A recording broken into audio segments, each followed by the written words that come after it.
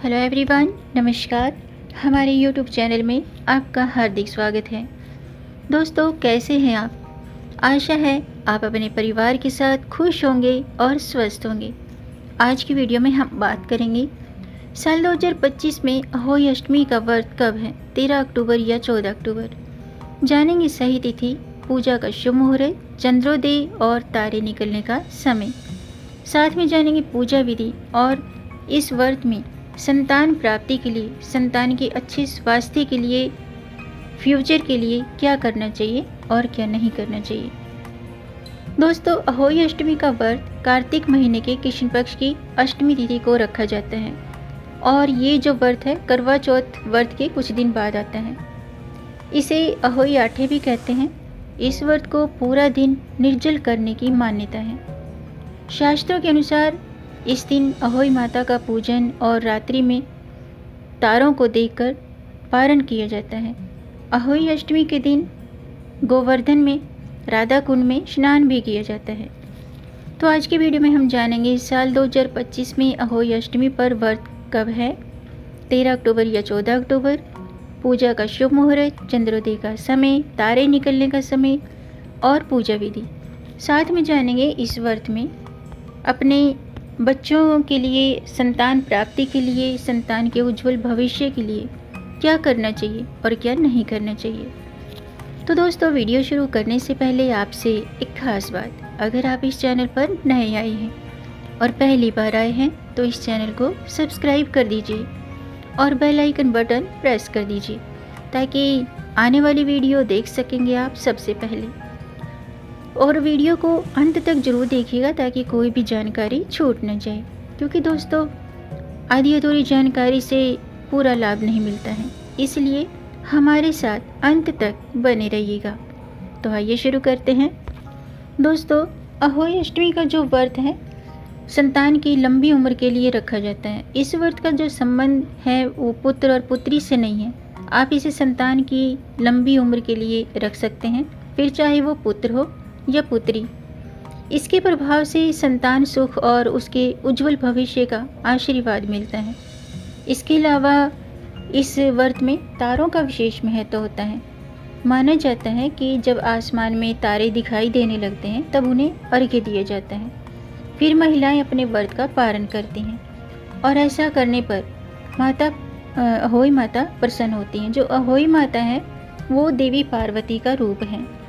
और इस दिन मथुरा के राधा कुंड में लोग स्नान करते हैं। जो लोग संतान की कामना करते हैं उन्हें अहोई अष्टमी पर राधा कुंड में डुबकी लगाना शुभ माना जाता है।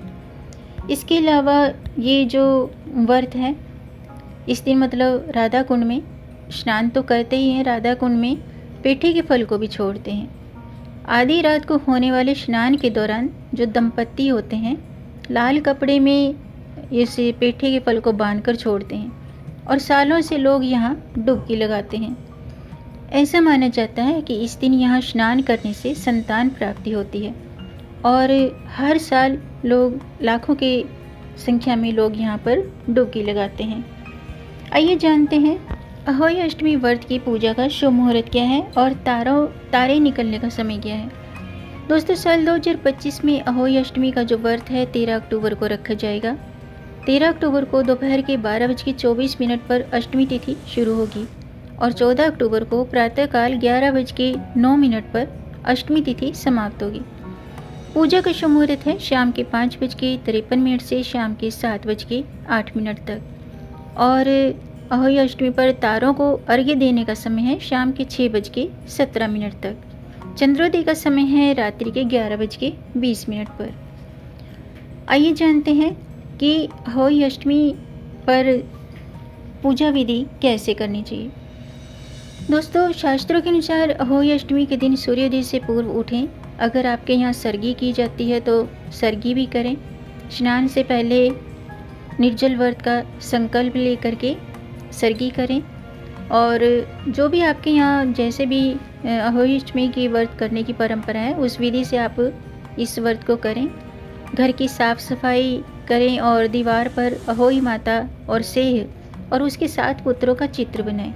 यह बना बनाया मार्केट से कैलेंडर भी ला सकते हैं।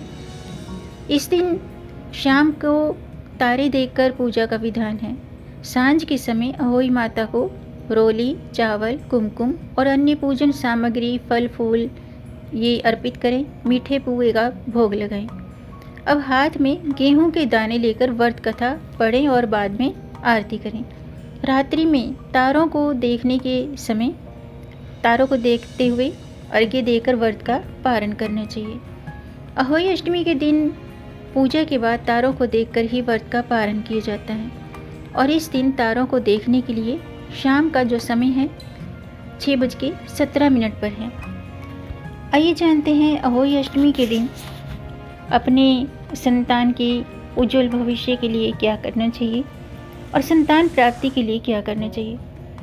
दोस्तों, शास्त्रों के अनुसार अहोई अष्टमी के दिन अगर आप संभव हो तो व्रत रखें, अहोई माता को पूड़ी, मालपुआ और दूध का भोग लगाएं। ऐसा करना शुभ होता है। आज के दिन कथा जरूर सुननी चाहिए। अहोई अष्टमी की व्रत कथा जरूर सुननी चाहिए।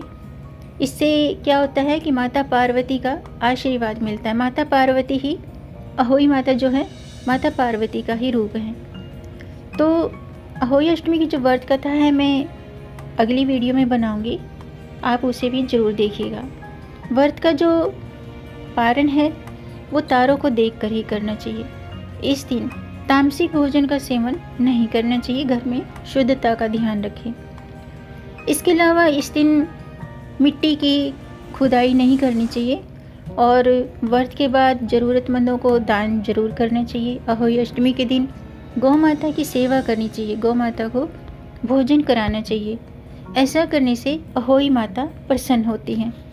पूजा के अंत में बड़ों का आशीर्वाद लेकर व्रत का पारण करना चाहिए और इस दिन अहोई माता के सामने बच्चों की लंबी उम्र और अच्छे स्वास्थ्य की कामना करनी चाहिए।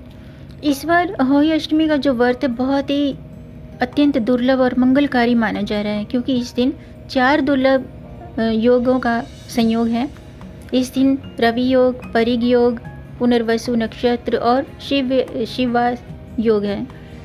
इनमें व्रत करने से संतान को अत्यंत शुभ लाभ होते हैं, शुभ फलों की प्राप्ति होती है। इन शुभ योगों में पूजा पाठ करने से, व्रत कथा सुनने से अहोई माता के साथ साथ भगवान शिव का आशीर्वाद संतान को प्राप्त होता है। ऐसा माना जाता है कि जो निसंतान महिलाएं हैं, अगर वे इस व्रत को करती हैं तो संतान सुख की प्राप्ति होती है। ये जो व्रत है करवा चौथ की तरह पूरे दिन निर्जला यानी कि बिना पानी पिए किया जाता है। इस दिन पूजा करते समय संतान को अपने पास बिठाना शुभ माना जाता है। तो दोस्तों, आज का वीडियो आपको कैसा लगा कमेंट करके कमेंट बॉक्स में अपना सुझाव, अपना प्रश्न जरूर लिखिएगा और वीडियो को लाइक और शेयर ज़्यादा से ज़्यादा कीजिएगा। मिलेंगे नई जानकारी के साथ, तब तक आप खुश रहें और स्वस्थ रहें। अपना ख्याल रखें और अपनों का भी ख्याल रखिएगा। जय श्री हरि, हर हर महादेव।